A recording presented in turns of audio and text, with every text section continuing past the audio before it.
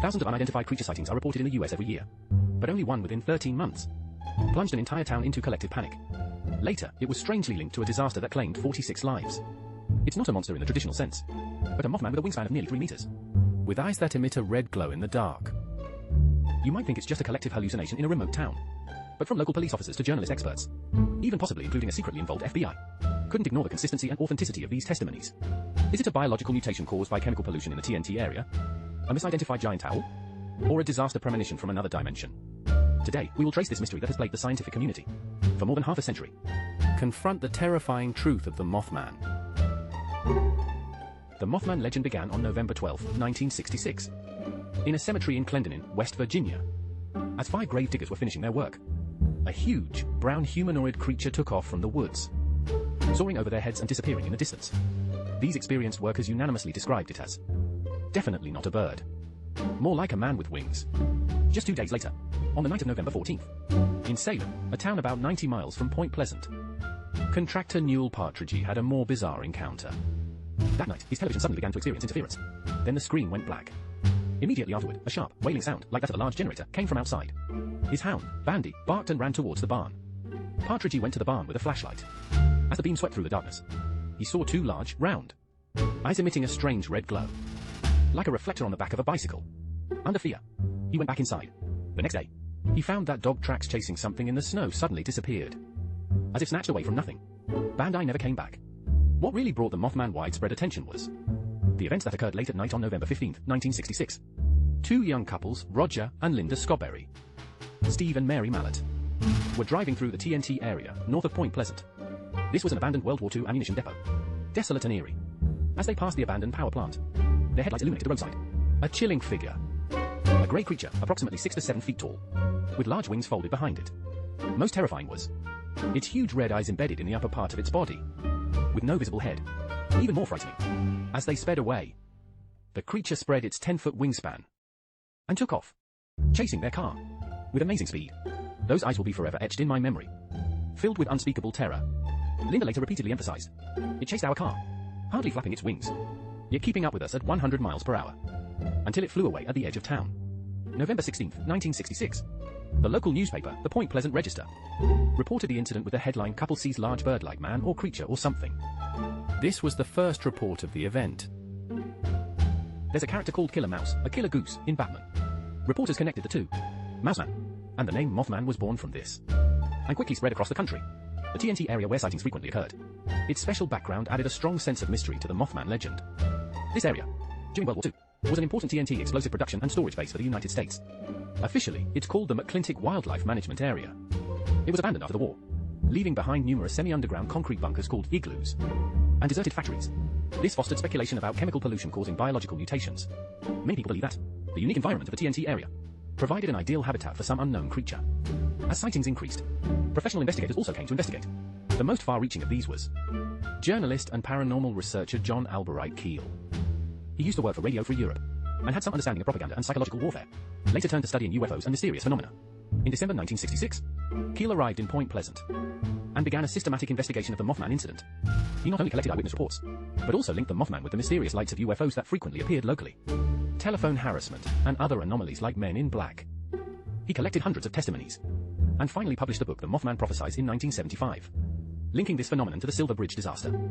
He boldly speculated that the Mothman might be a kind of omen. This little-known fact is chilling. Keel himself also experienced some phenomena that could not be explained by conventional science, including serious phone calls, unidentified lights, and warnings from what he called cosmic insiders. These warnings were often related to water and power outages and disasters. These experiences he recorded were later seen as a precursor to the Silver Bridge tragedy. From November 1966 to December 1967, in the crucial 13 months, over 100 sightings were recorded. The location spread from the TNT area to the entire Ohio River Valley. As testimonies accumulated, the common characteristics of the Mothman gradually became clear. A height of 6 to 7 feet. Humanoid in shape, but more robust. Grey or brown. No parrot, head or neck. Its 2 giant red eyes are directly embedded on the upper part of the torso. Some witnesses claim that the red eyes have a hypnotic effect, and its wingspan is 10 to 15 feet. Bat-like in shape. It rarely flaps its wings when flying.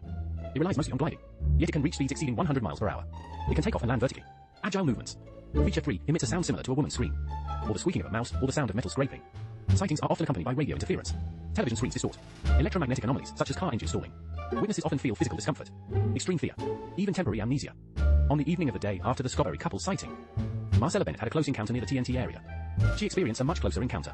As she was getting into her car with her young daughter, Tina, a large, grey figure slowly rose from the ground and stopped beside her car. In extreme fear, she dropped her daughter. Then she picked up the child and screamed as she ran back inside. The creature didn't leave, but slowly walked onto the porch, peeking through the window, while simultaneously emitting a sound like a woman's scream or wail. This experience left a severe psychological scar on Bennett. He was plagued by nightmares for a long time afterward. She needed psychological therapy. Mason County Sheriff George Johnson, after receiving several similar reports, speculated that what people were seeing might just be unusually large herons, which locals called poke. However, this explanation, unable to convince witnesses who have personally experienced the fear. At the same time, strange men in black also began to appear in Point Pleasant. These men in black suits, with strange behavior, expressionless characters, would visit Mothman witnesses and researchers unannounced. Witnesses and researchers, appearing as government officials or insurance investigators. But their credentials often didn't hold up under scrutiny. They would interrogate witnesses, issuing vague warnings, demanding that they not speak of what they saw, implying that talking about it would bring misfortune. This phenomenon raised broader questions. Was there a secret agency trying to cover up the truth? Why were the authorities so on edge? What was it they didn't want the general public to know? In the second half of 1967, Mothman sightings decreased, but the tense atmosphere in Point Pleasant didn't diminish. John Keel and local residents reported a series of ominous premonitions, strange dreams and unexplained warnings, mostly related to power outages and impending disasters. Around 5 p.m. on December 15, 1967, during the evening rush hour, connecting West Virginia's Point Pleasant and Gallipolis, Ohio, on the Silver Bridge was congested. The suspension bridge, built in 1928, suddenly collapsed with a loud crash and the sound of metal breaking. In less than a minute, 46 families were forever broken that day. Vehicles and pedestrians on the bridge plunged into the icy Ohio River, resulting in 46 fatalities. It became a major tragedy in American bridge history. And what's most disturbing is that, after the Silver Bridge disaster, Mothman sightings drastically decreased, almost vanished, as if its mission was complete. After the disaster, there were rumors that, before or during the collapse of the Silver Bridge, some people saw the Mothman on or near the bridge. A widespread belief is that, in the chaos, someone saw a black creature with huge wings, hovering over the falling bridge and the river. Then it departed silently. Although these claims lack direct verifiable evidence, they reinforce the image of the Mothman as a disaster foreteller or harbinger of death. John Keel, in his book Asterisk, The Mothman Prophesies Asterisk, regarded the Silver Bridge disaster as validation of his disaster omen theory, believing that the Mothman and related phenomena might be some sort of extraterrestrial entity, trying to convey a warning. The official investigation attributed the collapse of the Silver Bridge to time cracks in the bridge structure, fatigue failure and design flaws under prolonged stress. But for those who experience the fear of the Mothman and the Silver Bridge tragedy, a simple engineering explanation cannot dispel the doubts in their hearts. Could all this really just be a coincidence?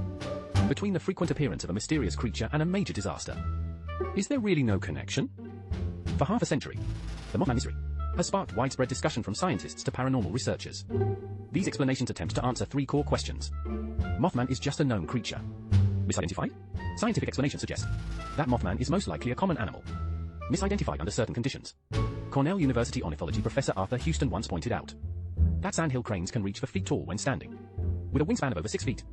Their red skin around the eyes can reflect at night. Observers in a panic can easily exaggerate their size. Another explanation points to large owls, such as the great horned owl. In the dark, the red eye effect of an owl's eyes, combined with its silent flight capability, can indeed be frightening. The TNT area happens to be an ideal owl habitat. More importantly, the collective psychological state of Point Pleasant cannot be ignored. When initial sightings were amplified by the media, social psychologists believed that a typical mass hysteria formed. People started seeing the Mothman under anticipatory psychology. But can ordinary animals really explain all the phenomena? Supporters of the unknown creature theory emphasize that there are anomalies in the sighting reports that conventional explanations cannot cover. Consistency. Biologist Robert Morgan once said, the flight behavior described by many witnesses is completely inconsistent with known birds. No known bird can fly with wings that are almost still, achieving such speed, while simultaneously maintaining near vertical takeoff and landing capabilities. What's more unsettling?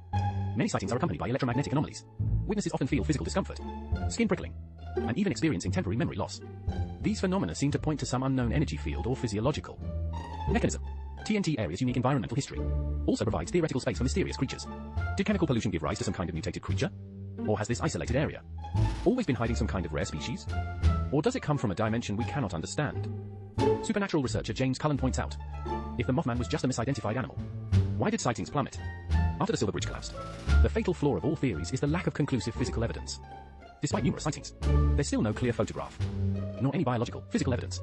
This keeps the Mothman mystery on the edge of scientific acceptance. But it is precisely this uncertainty That makes it a symbol of humanity's continuous exploration of the unknown. More than half a century has passed. The Mothman of Point Pleasant has evolved from a horror legend into a cultural icon. It has its own museum and an annual Mothman festival, attracting explorers from around the world. Local residents still report, to this day, on nights before storms, seeing those red eyes, as if it's always watching over the town. The meaning of the Mothman mystery has gone beyond the scope of a simple unknown animal. It may just be the tip of the iceberg of some grander phenomenon, a projection in our dimension. This shift in perspective elevates the discussion from what it is to the philosophical height of what it means. You in front of the screen, after listening to this half-century-long tracking and exploration, do you also have your own judgment about the true identity of the Mothman? Is it a real ghost lurking in the depths of the Ohio River Valley? Or a phantom projected by the collective minds in a specific era? What role did it play in the Silver Bridge disaster? A cold bystander? A powerless warning giver? Or a messenger from elsewhere that we still do not understand? Leave your thoughts in the comments section and discuss this mystery with us. Maybe next time, when you gaze out the window late at night, when you walk on a quiet country road, you will suddenly realize that those unknown things that exist on the boundaries of legend and reality may be closer to our lives than we think. This is the Misunderstanding channel. See you next time.